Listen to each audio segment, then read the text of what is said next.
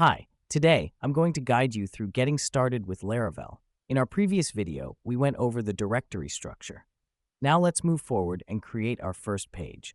Imagine you want to set up a new Laravel page accessible at /about. What steps should you take? There are three main steps. First, create a view with the HTML you want to display to the user. Next, create a controller that will return the created view. Finally, add a route in web file that matches the URI with the specific controller and method that should handle the request. This is the simplest way. You can do it in a different order, but starting from the view ensures you have the necessary dependencies. For example, your IDE will recognize what you want to return, and the route will use an existing controller. If you start by defining the route, you'll need to specify a controller that doesn't yet exist, which will be flagged as an error in your IDE. For beginners, this order helps avoid errors throughout the process.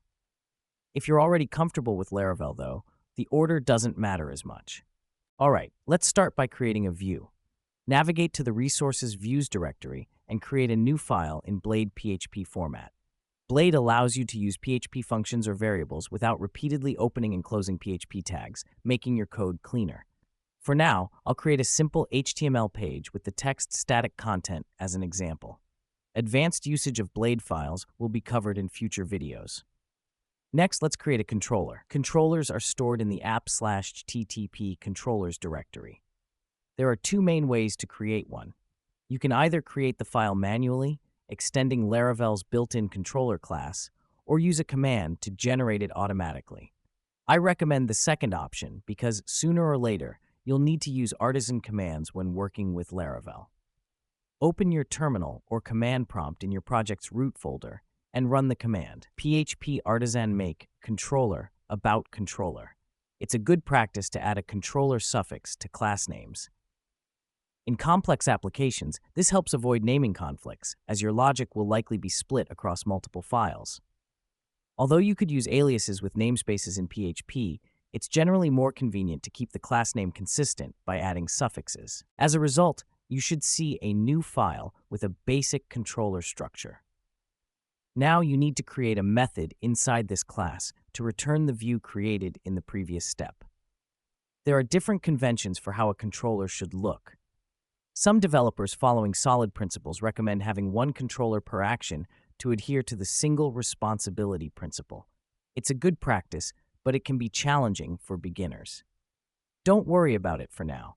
We'll cover solid principles in the future. Method names also follow specific conventions. For example, in a GET request for an About page, it's common to name the method index. Let's create it. The controller should handle the request, and in this case, we only need to return a view. We can do this using Laravel's view helper function, passing the view name as a parameter. If your view is in a subdirectory, use dot notation to specify the path. It's really simple. You can return not only an HTML view, but also JSON or even redirect the user somewhere. Once the controller is created, we need to connect it to a specific URI. Go to the routes web file and add a new line.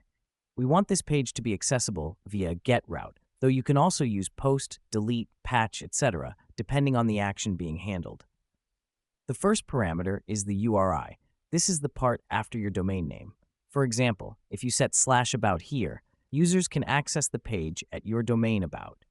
You can add multiple levels to the URI, like /about/company if needed.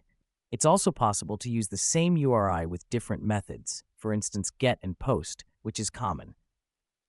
The second parameter is the action to call, specified as an array with the class and method name, in this case, about controller, and the index method. Now your About page should be accessible in the browser. Just remember to start your web server first. This was a simple example of creating a page in Laravel. In the next tutorials, I'll show you how to handle forms, validate data, and save it to the database.